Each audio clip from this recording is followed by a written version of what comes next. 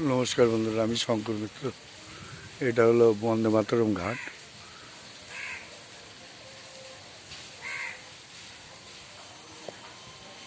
ও পাট যে লঞ্চগুলো দেখতে পাচ্ছেন ওটা হলো নৈহাটি, আর এই পারে চুস্তো।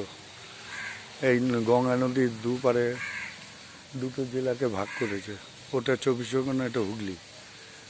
আর গঙ্গায় জোয়ার এসছে। এই ঘাটটা দেখুন।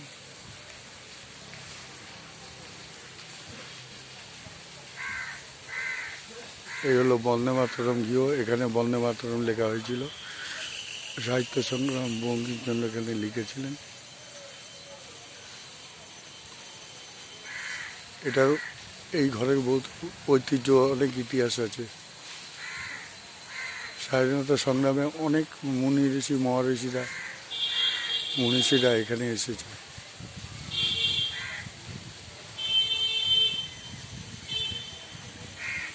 এই হলো ঘাট।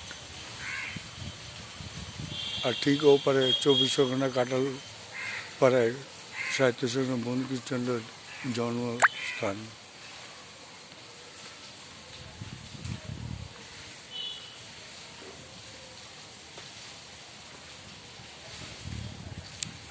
উনি এখানকার ডেপুটি ম্যাজিস্ট্রেট হয়ে যখন এসেছিলেন তখন এই ঘরেই থাকতেন। এই ঘরে অনেক উপন্যাসও লেখা হয়।